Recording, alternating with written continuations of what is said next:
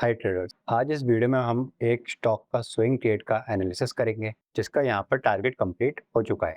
तो इस वीडियो में हम डिस्कस करेंगे कि क्या यहाँ पर एंट्री जोन था, क्या हमने स्टॉप लॉस रखा हुआ था और हमने क्या टारगेट लेके चला हुआ था। और सबसे इम्पोर्टेंट पॉइंट कि ये सारे डेटा पॉइंट्स का यहाँ पर लॉजिक क्या था। तो वीडियो का कोई भी पार्ट मिस नहीं करेगा क्योंकि इस वीडियो में मैं काफ़ी इंपॉर्टेंट चीज़ें बीच बीच में बताता रहूँगा जो आपको स्विंग ट्रेड के एनालिसिस में काफ़ी ज़्यादा हेल्पफुल हो सकती हैं। तो चलिए सबसे पहले स्टॉक का नाम देख लेते हैं। तो स्टॉक का नाम है लॉरस लैब्स लिमिटेड और टाइम फ्रेम हमने यहाँ पर डेली का लेके चला हुआ है।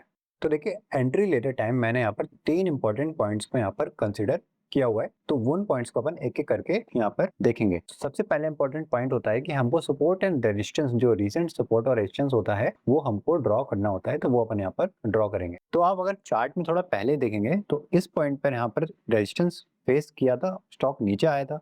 यहाँ पर भी देखिए रेजिस्टेंस फेस किया है लेकिन अपनी मेजर लाइन ये होगी, तो यहाँ पर अपन एक रेजिस्टेंस जोन ड्रॉ करेंगे। तो एक रेजिस्टेंस जोन हमने ऐसे ड्रॉ कर दिया हुआ है। तो आप देखिए ये रेजिस्टेंस जोन जब हमने यहाँ पर एक्सटेंड किया तो स्टॉक ने यहाँ पर भी रेजिस्टेंस लिया था थोड़ा सा, उसके बाद फाइनली इस वाली कैंडल ने इस रेजिस्टेंस जोन का ब्रेकआउट दे दिया है और अच्छे वॉल्यूम के साथ दिया है। तो पहला इंपॉर्टेंट पॉइंट कि यहाँ पर एक ब्रेकआउट आया है और ब्रेकआउट अच्छे वॉल्यूम के साथ आया है और यहाँ पर क्लोजिंग भी इस ब्रेकआउट लेवल के ऊपर ही हुई है। तो ये अपना पहला इंपॉर्टेंट पॉइंट है जिसको हमने यहाँ पर कंसिडर किया हुआ था एंट्री लेने से पहले। दूसरा हमारा इंपॉर्टेंट पॉइंट था यहाँ पर फिबोनाची रिट्रेसमेंट। तो फिबो का यहाँ पर सपोर्ट था, वो मैं आपको ड्रॉ करके दिखाता हूँ। तो यहाँ पर हमने रिट्रेसमेंट फेस किया हुआ था, तो इस पॉइंट से इस पॉइंट तक हम एक फिबोनाची का लेवल ड्रॉ करेंगे और देखते हैं कि यहाँ पर सपोर्ट बैठ रहा है कि नहीं बैठ रहा है। तो यहाँ से हमने इस हाई तक का एक फिबोनाची रिट्रेसमेंट ड्रॉ किया। तो आप यहाँ पर देख सकते हैं कि यहाँ पर स्टॉक ने 38.2% इस वाले पॉइंट पर स्टॉक ने क्या है यहाँ पर सपोर्ट लिया है। तो ये फिबोनाची का यहाँ पर जो लेवल है 38.2%, तो ये अलग अलग लेवल होते हैं, तो उनमें से एक लेवल 38.2% है। यहाँ पे स्टॉक ने क्या है सपोर्ट लिया है, यहाँ से दोबारा से अपनी ऊपर की जर्नी कंटिन्यू करना स्टार्ट कर दिया है। तो अपना दूसरा इंपॉर्टेंट पॉइंट क्या था फिबो का, और फिबो के लेवल पर यहाँ पर स्टॉक ने सपोर्ट लिया है। तीसरा यहाँ पर इंपॉर्टेंट पॉइंट था एक्सपोनेंशियल मूविंग एवरेज। तो यहाँ पर हम 20 पीरियड का एक्सपोनेंशियल मूविंग एवरेज लेके चलेंगे, क्योंकि यहाँ पर आप देखेंगे कि जब वो अपन ड्रॉ करेंगे तो यहाँ पर देखेंगे कि 20 पीरियड के मूविंग एवरेज के पास यहाँ पर एक सपोर्ट बन रहा है। तो हमने 20 पीरियड का यहाँ पर एक्सपोनेंशियल मूविंग एवरेज यहाँ पर ऐड कर दिया है और यहाँ पर आप देखेंगे कि इस वाले पॉइंट के पास स्टॉक नीचे आया और यहाँ से सपोर्ट लेके ऊपर की तरफ जाने लगा। तो तीन इंपॉर्टेंट पॉइंट जो हमने यहाँ पर डिसाइड किए थे पहले, वो हमने यहाँ पर डिस्कस कर लिए हैं।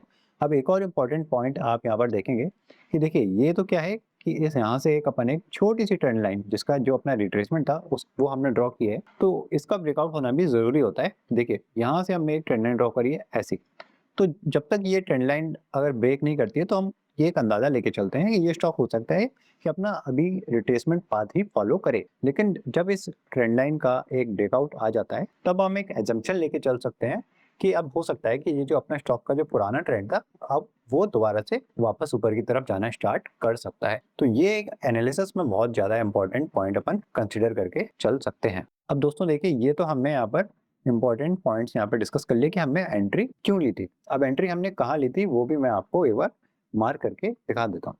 तो देखिए यहाँ पर अपन एक अपना एंट्री जोन बन सकता है और स्टॉप लॉस हम कहाँ रख सकते हैं, स्टॉप लॉस इस कैंडल के लो के पास यहाँ पर बन सकता है। मैं दोनों जोन आपको मार्क करके दिखा देता हूँ। तो ये हमने एंट्री जोन यहाँ पर मार्क कर दिया है और ये हमारा स्टॉप लॉस का जोन है, ये वाला वो हमने कैंडल के नीचे रखा है। अब इतना हमारा स्टॉप लॉस है, तो हम एक अजम्पशन लेके चलते हैं या फिर जो हमारा टारगेट होता है वो हम कोशिश करते हैं कि 1:3 का एटलीस्ट हम टारगेट लेके यहाँ पर चलें। तो 1:3 का अगर हम यहाँ पर टारगेट निकालने की कोशिश करें और हमारी ये लॉन्ग पोजीशन है, तो यहाँ से यहाँ तक अगर हम 1:3 को अगर अपन निकालेंगे तो 1:3 का अपना टारगेट लगभग इस रेंज के पास अपन लेके चल सकते हैं। तो थोड़ा सा और अपन इसको एक्सटेंड करेंगे तो आप देखेंगे कि हाँ 1:3 अपना यहाँ पर बन सकता है। तो यहाँ पर अगर अपन एक जो अपना टारगेट जोन है उसको अगर अपन एक कंसिडर करते हैं तो ये अपना टारगेट जोन 1:3 का निकल के आ जाता है। ये पार्ट में हटा देता हूँ। तो देखिए अपन ने यहाँ पर डिसाइड कर लिया या फिर अपन ने यहाँ पर एनालाइज कर लिया कि अपना एंट्री जोन क्या था, स्टॉप लॉस जोन क्या था और अपना यहाँ पर टारगेट जोन क्या था, और सबका लॉजिक अपन ने अच्छे से देख लिया है। अब देखते हैं कि स्टॉक ने अपना कैसा परफॉर्मेंस दिया हुआ है। तो ये मैंने रिप्ले मोड पर चलाया है, तो इसको अपन थोड़ा आगे बढ़ाएंगे।